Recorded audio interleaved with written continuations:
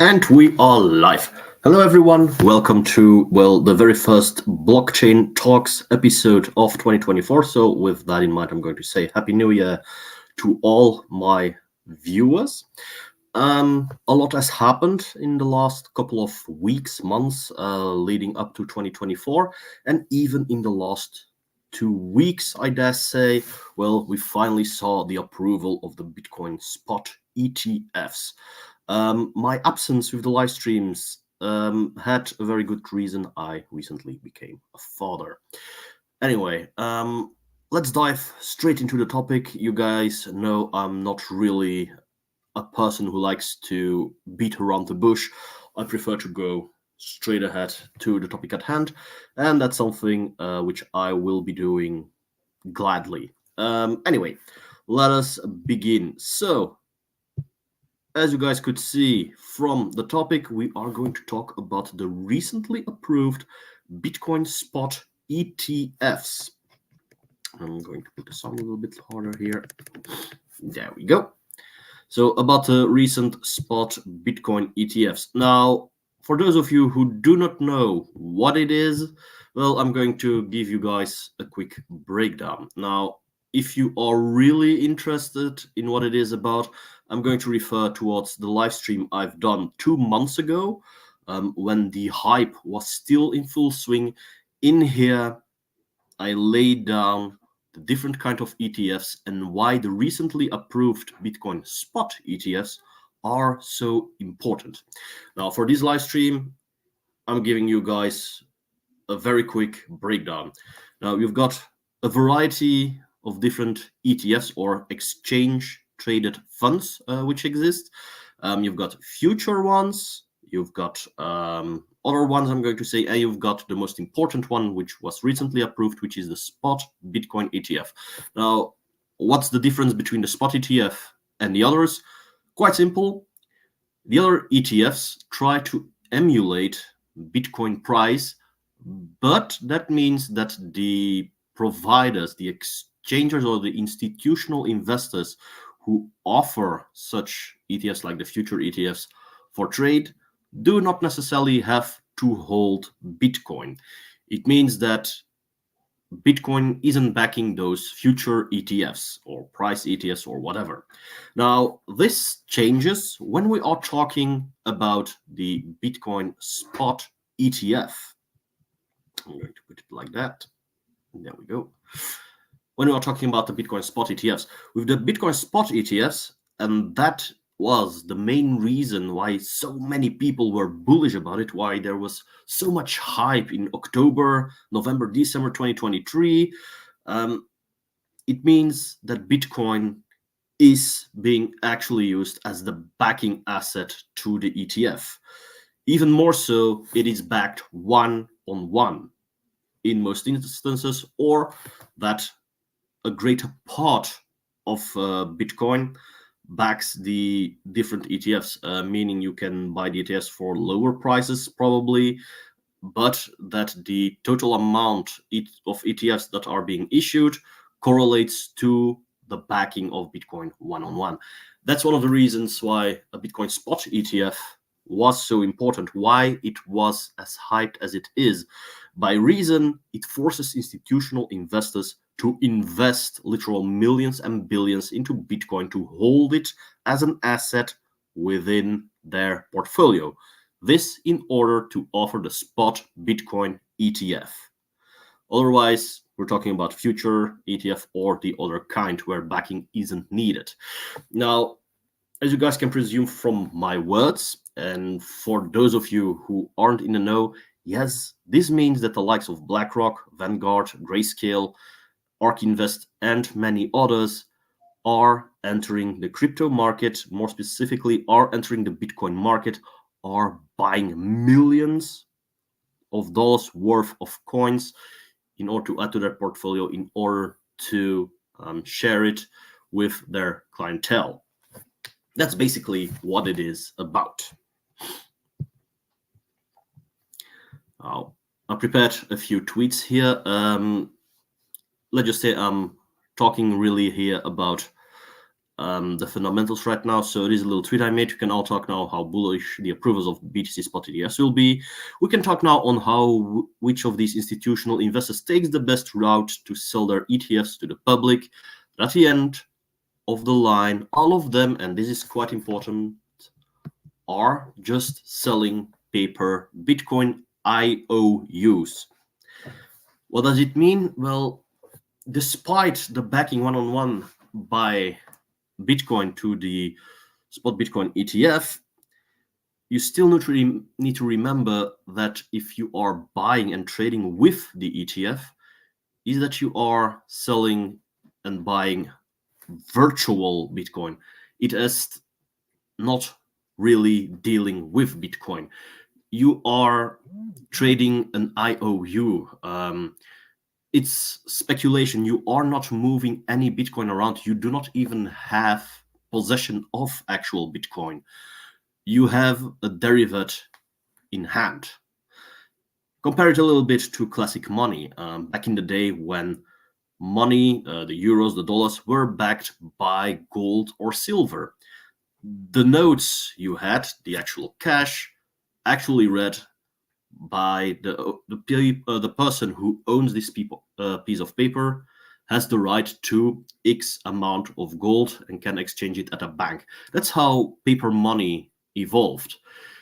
That piece of paper indicated that it was owed to you, but you really didn't have any actual gold. And that's a little bit the case with the ETFs here. It is an IOU. You are not dealing with real Bitcoin. No, the real Bitcoin is being preserved by a Vanguard, ARK Invest, BlackRock, etc. But you are dealing with paper assets, virtual assets. You do not really have possession for it. It makes trading easier, but it also implies, well, a few problems. Now, more on that later on. Now, what can I say about the Spot Bitcoin ETF approvals? Myself, I'm not really positive about it. By reason, it introduces even more leverage to the Bitcoin network. With that, I want to say that there are more creation of super whales, but more on that later. Let's just say I'm not much of a fan of it, and I want to share with you a little blog entry I made last year in August called Shiny Item Syndrome and Shiny Object Syndrome. The post itself, you can see it on my website here. I'm even going to share it a little bit here in the chat so you guys can look with me. There we go. Show on screen, so if you do copy paste here, whatever. And here I'm really talking from a more global perspective. I'm really talking about, well, shiny item syndrome and is something which heavily applies to BTC, and then you have shiny object syndrome, which relates to crypto. Now, that is quite straightforward, but a little more subtlety is needed. Now, what do I mean with shiny item syndrome? In very few words, it means something looks good. Something looks good because you see it has high value. People are being onboarded and you see, oh, that's nice. It has very high value. That item must be valuable. Okay. And then you have shiny object syndrome. And that's a little bit different here. Shiny object syndrome has more to do with that it is something worthwhile to pursue. For instance, the best case of shiny item syndrome, or SIS, with Bitcoin that will occur once again is during the bull run, when the value of Bitcoin will go up. People will start to get onboarded into Bitcoin, a new generation of people, I might say, will get onboarded into Bitcoin because of its sudden rise in value. Number go up. You see value is rising. And people, well, they are like, ooh, wow, nice. I want to have it now. experienced traders and people like myself who have been around for 2 to 3 cycles already know, a bull run not exactly the best of times to buy Bitcoin, because we know, well, it has to do with scarcity, and the market still needs to be balanced once again after the Bitcoin halving. We know it's nice to see the number go up, but we know it will come down again. We aren't that impressed anymore with its high value. We are happy about it because it means we can expend less Bitcoin to get more stuff and more valuable stuff. But at the same time, we know this isn't going to last.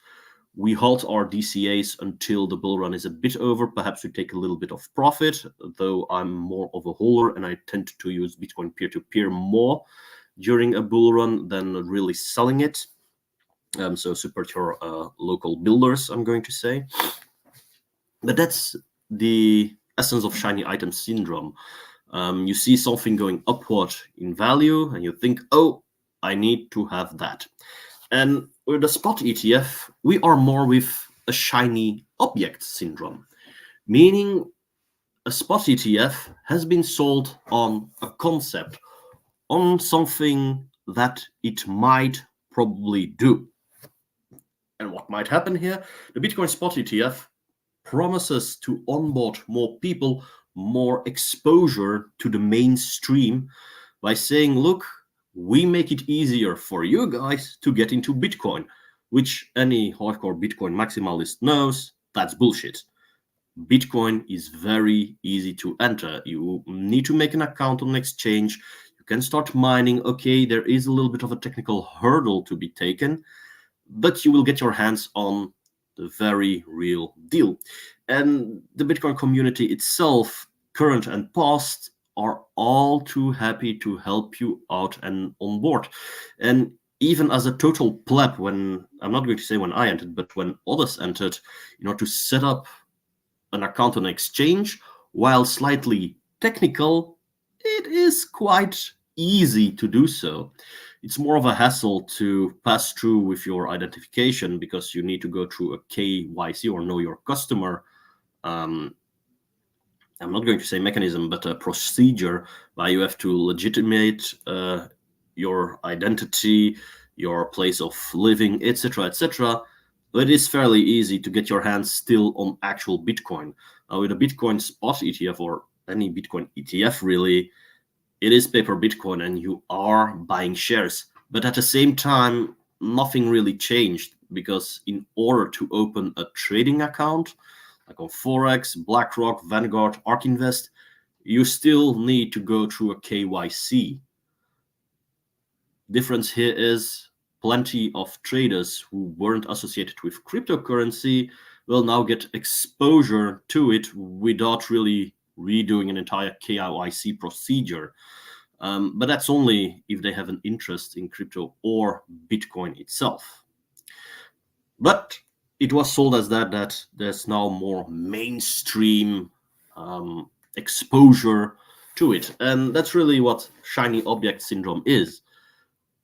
You were being sold that Bitcoin became now more available for mainstream adoption, while in reality, it was already easy. But it's a marketing pitch. We shall see how things go. Another thing why the Bitcoin Spot ETF was a shiny, is to be labeled as a shiny object syndrome, or SOS. I am aware of the irony here. Had more to do with onboarding of institutional investors, the big guys, the big money. Plenty of people promised that guys like Vanguard, people like BlackRock, literally had millions and billions of dollars on the ready, which shall be poured straight into Bitcoin, which will give a bullish effect, tremendous bullish effect. We would all become Lambros again, yada, yada, yada, yada. But in reality, as you guys can see, since the approval, and I'm really going to zoom in 14 days, we are relatively stable. I mean, last week, Is here was the approval. We were hyped. We had the approval. Bam! 49,000. Correction. And we are trading sideways. So you were being sold the news in a certain sense. It was shiny object syndrome. Now, is there a reason to be bullish? Well, myself, I kinda expected that move, and it is something which will play out on the long term. As you guys can see here, Bitcoin archive, it was made in a post yesterday. Bitcoin ETF trading volume almost 10 billion in just 3 days. So since January 13th, there we go. We see it's going sideways. Now, isn't that a bit odd? Billions are moving on these exchanges, but the price remains level. Why is that? Well, I'm going to refer back to what I said here. Just selling paper Bitcoins, meaning the Bitcoin itself remains in custody with all these guys, and no real inflows or outflows are occurring, with probably the exception here of Grayscale. More on that later. Now, everything remains relatively stable. Total flows you can see here, negative flows, yada yada yada. You see, things are moving, but the value really isn't. Why is that? Paper Bitcoins. The ETFs themselves are being traded, but reserves themselves remain fixed. And that's a little bit the issue when we are talking about ETFs. The value of a company can remain level, can remain stable, while trading volumes themselves indicate, oh, there's a big spike in popularity for that company, appreciation is good, yada, yada, yada. But it doesn't really reflect the reality, the real movements which happen on chain. It is an approximation. What we are seeing here with the Spot ETF is TradFi speculation. Nothing more, nothing less. In a certain sense, it will push out a certain amount of traders out of Bitcoin. They've lost their Bitcoin, well, not lost, but they couldn't hold it and probably moved it somewhere else. And then jumped straight into the ETFs or the combination of both. In reality, the net movement, the volumes themselves aren't really changing.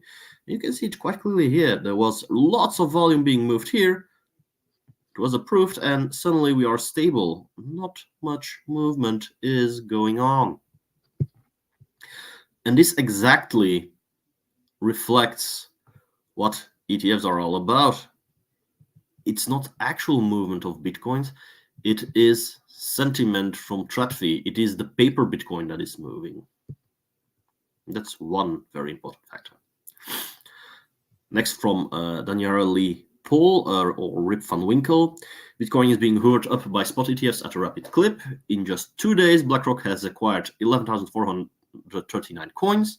The entire field of ETF providers bought a total of 23,000 coins on Thursday and Friday alone, so last week. We know that there are some 1.8 million Bitcoin on all exchanges. Of course, not all of those are for sale, but let's assume that they are for sale for a moment. They're all for sale at the current rate. The entire 1.8 million supply of Bitcoin on all exchanges will be gone in just 4 months. 4 months. To phrase it another way, 23,000 coins is 25 times the current daily issuance. It is 50 times the daily issuance post-halving. The world is about to witness what happens when demand shock meets supply shock. What Rip Van Winkle here forgets to mention is what is being traded are TradFi volumes. So the ETFs, but not Bitcoin itself. You will see that those aggressive purchases will start to level out in the long run. Naturally, is it possible that we see a bullish cycle as a result? Might be very possible. Should demand increase on Vanguard, BlackRock, and the other institutional investment firms which offer the spot ETFs, well, on that account, if demand keeps on increasing, they might see a need to further big up their bags with Bitcoin, which will drive up its price because less Bitcoin is going to be held as an asset, more demand creates, etc., etc. But at current rate, we see this flat line by reason, well, they have nice supplies that they started up, bought in some additional ones, but it isn't guaranteed that they will do so continuously. And that's a little bit the point that a lot of influencers get wrong. They think that things will always go upward, that there will be continuous growth. In the case of Bitcoin, it might be the case, but dynamics are very important. And what Rip van Winkle here describes, well, isn't correct necessarily. Because, yeah, my computer is a bit slow today, and connection as well. Here from Bitpain, prior to the ETF launch, Grayscale BTC held 625,000 Bitcoin and charged a management fee of 2%. Once to 12,500 Bitcoin of selling worth, or approximately 525 million per year in fees. Since the launch, they have dropped fees to 1.5% and hemorrhaged approximately 25,000 Bitcoin. It implied that Grayscale Bitcoin sales and management fee revenue have now fallen to 9,000 Bitcoin, worth about 380 million. So far, this drop in fees and rotation out of Grayscale Bitcoin has reduced Bitcoin sell pressure by 10 BTC per day, or about 2% of daily issuance post-halving. Price sensitive, yada, yada, yada. In short, what does it mean? Grayscale is selling its Bitcoin in order to cover management fees. Might explain why we are seeing, especially if we do it on a 14-day, why we are seeing sideways movement. Between institutional investors, there is a redistribution occurring. Not all of them are buying in new. Some of them are selling. Funds are being moved. Market is trying to find an equilibrium. That's basically what this is. It comes with volatility, ups and downs, recovery, phrases, etc. So that in short is why we are going sideways.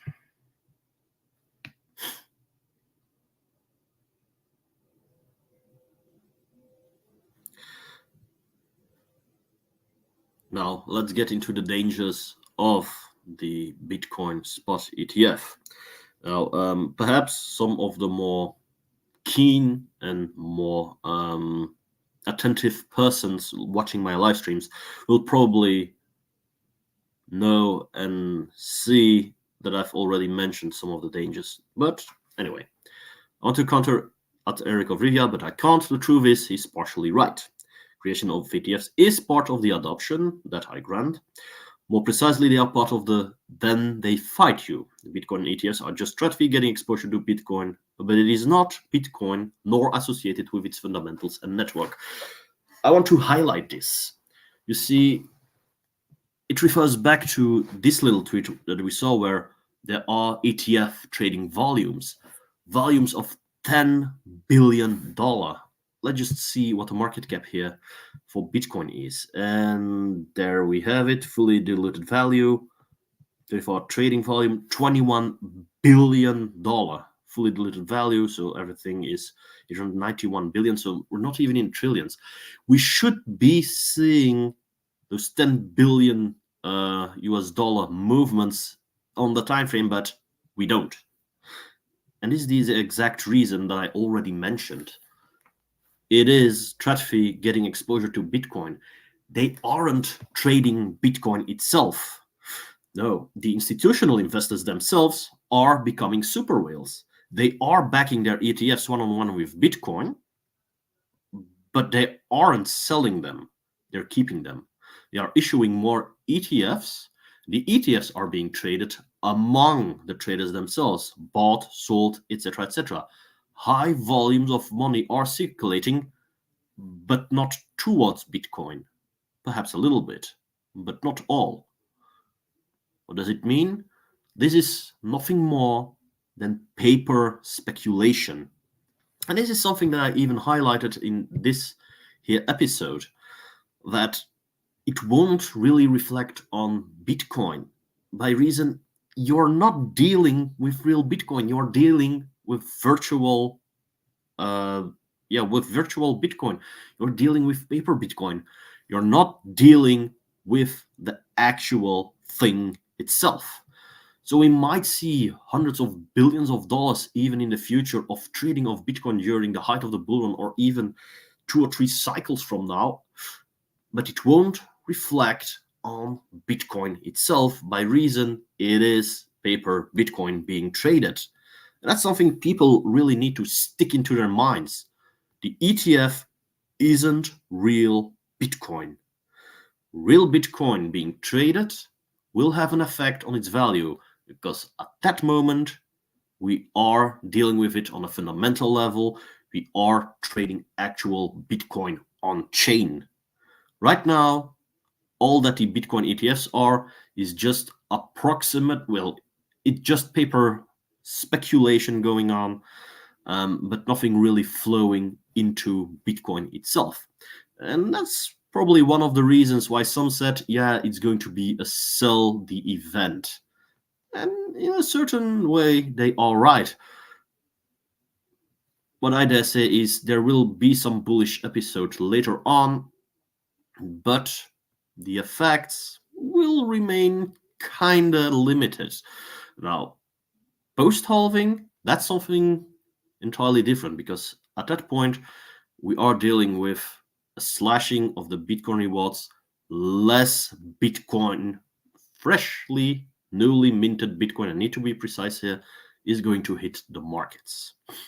Now, what is another danger here for Bitcoin with the spot Bitcoin ETFs?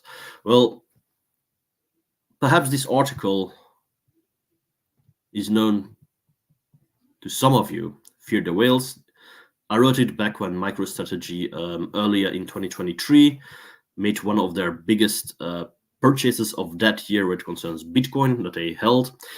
But it also applies to the likes of BlackRock, Vanguard, ARK Invest, Grayscale, etc. In the process of backing their ETFs one-on-one with Bitcoin, they are factually buying Bitcoin. They are becoming super whales. For those of you who are not familiar with lexicon, you've got whales, which are people who own such a big amount of coins that they can influence the market or create a little dent, etc., so that their movements are something to keep an eye out. When I talk about super whales, we are really talking about those guys who have major influence on the Bitcoin price by reason that them selling can create a bearish episode, and that they can manipulate the market by buying and selling Bitcoin in order to get more profit and get more Bitcoin through leveraging the market. That's what I call a super whale. And it is a very dangerous thing to occur, because this is exactly what is going to occur with, this is the actual danger that BlackRock and Vanguard currently pose.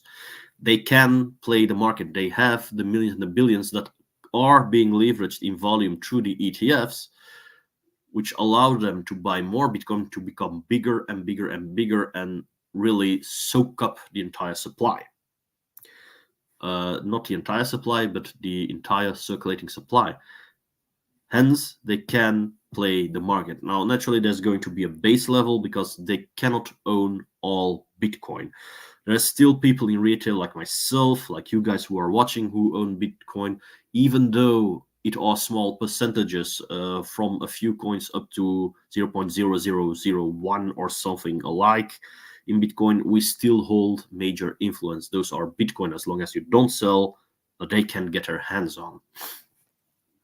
But we have the creation of super whales, which will play the market. And rest assured, despite a Grayscale and ARK Invest and a Vanguard and a BlackRock and the many others, Van Eck is another one, which exist and have a spot Bitcoin ETF, and they are direct competitors, rest assured, those people talk with each other. And if they can come up with an entire legal plan in order to get their hands on cheaper Bitcoin, in order to produce more cash flow with their ETFs, that will occur. Is it bad news for us? In a sense, yes, by reason that the value of Bitcoin can be more played with, but at the same time, the fundamentals of Bitcoin remain intact.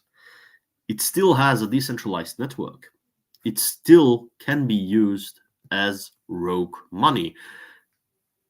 The likes of BlackRock, Vanguard can sell their entire supply and say, yeah, we halt, just like Vanguard said, we halt the spot ETF trading, but we keep the Bitcoin, or are we going to dump it on the market? It doesn't matter, because on the short term, it will be bearish. But at the same time, others will stand on the sidelines and say, okay, that's going towards us. And that's one of the mechanics which makes Bitcoin inherently so strong. Distribution. Each and every time Bitcoin is being sold, you can see it as being redistributed to the people who have diamond hands. And I'm going to refer towards, was it here? Yeah, towards the Terra Luna collapse with the Terra Foundation Guard and some other exchanges which went down and dumped their Bitcoin on the market. Sure, we saw tremendous downward pressure. I'm going to show it here on screen here. 2021. I'm going to slide it down a little bit. There we go. So all-time highs, and we had Terra Luna collapse, and then here we had FTX. But as you could see, even here, when Terra Luna collapsed, and it was a big one, when tens of thousands of Bitcoins re-entered the market, we still had a floor. And surely it dragged down FTX, and it became exposed to the not so nice management which was ongoing, but we had a floor here. There was support, and sure, it was bearish on the short term, but as you guys can see, we recovered. And this period is really without spot ETFs when there was talk about it. It was only during later 2023 that really it took aim and we saw some bullish uptick. But retail bought everything. We're back at higher, more interesting levels. And so that's one of the things that makes Bitcoin so resilient and so strong. It can easily bounce back better than any other asset before it. It would be nice to see it go parabolic as a result of the spot Bitcoin ETFs, but in reality, nah.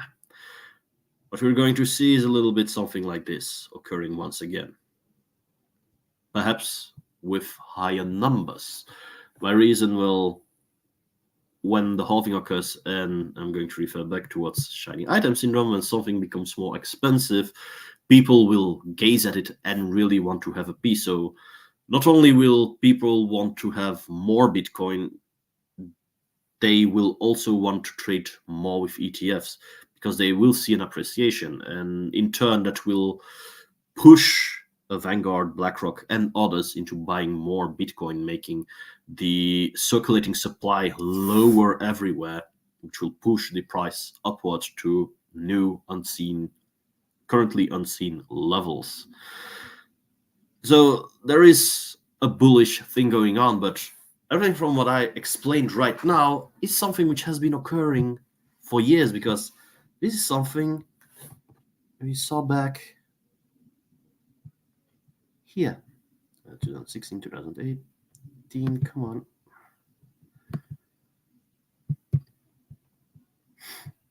Take this one. Zero, nope.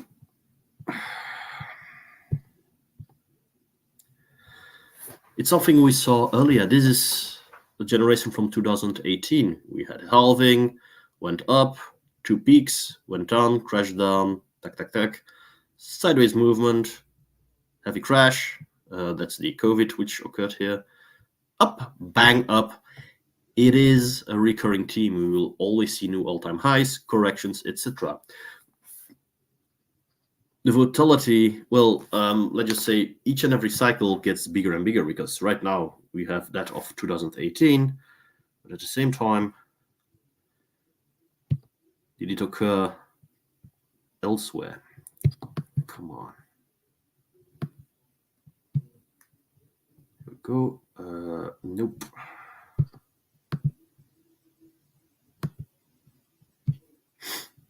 (2014), you can see the same thing playing out. All-time highs, new peaks, corrections, sideways trading, and this up until 2016. Leisurely getting up. You saw this, 2018, etc. It's normal. This is the peak from 2016. And this is later on. The fundamentals remain intact. The only thing we will see with Spot Bitcoin ETF is that now bigger players will more aggressively start buying Bitcoin as long as its value go up and that there's demand. But rest assured, the cycles remain the same. The only thing which we will see, and which is, well, factual, is that with each cycle, value will go more, will rise more and more, and new all-time highs will be established. And that's something, if you look at it logarithmically, over time has been occurring ever since its inception. Even here, logarithmically, you can see it even more clearly. 2014 halving, which occurred here, skyrocket, stability, new halving up, correction, bam, bam. The fundamentals remain intact. And in the next couple of years, we will see the same thing occurring from what happened between 2020 to 2023.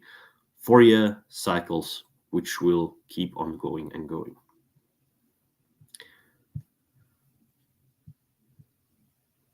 Going to remove the screen.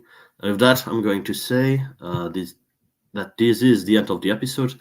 There isn't really much anything else that I can share. Technically, I try to go for 1 hour, but I have covered all the basics, and I can't explain it more clearly to you guys. Bitcoin fundamentals remain intact, despite the spot ETFs being launched and being of influence. Will they give an influence? Of course they will, but not as much as people think they'll do.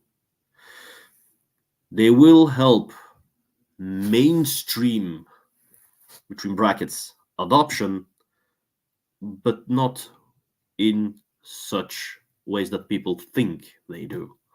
By reason, an ETF is still paper Bitcoin. It's still being stuck in a TradFi system.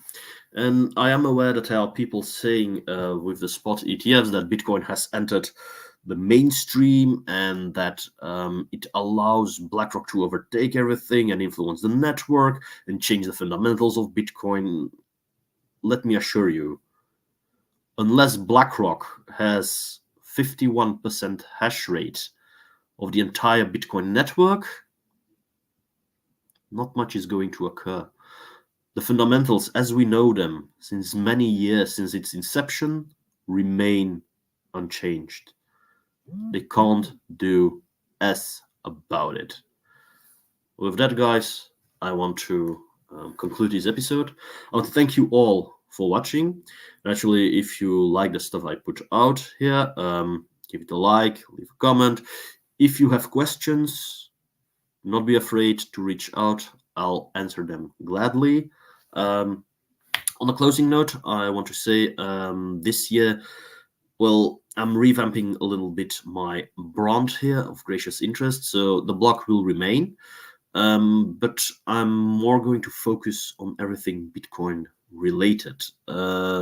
Reason why? Well, I've always said that I'm a cryptocurrency educator, blockchain educator. I still am. I can still do analysis for a variety of projects here, but Bitcoin is now in such a spotlight, and in itself, I've always been a Bitcoin maximalist. I mine, I run a node.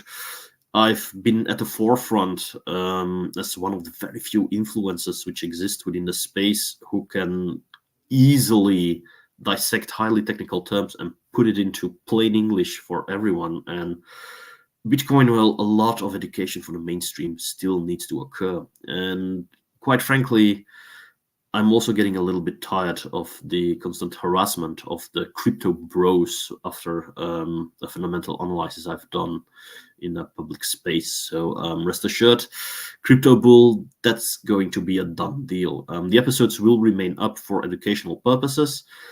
Perhaps for some, I might do a retake, but it's going to be a series which is done and over.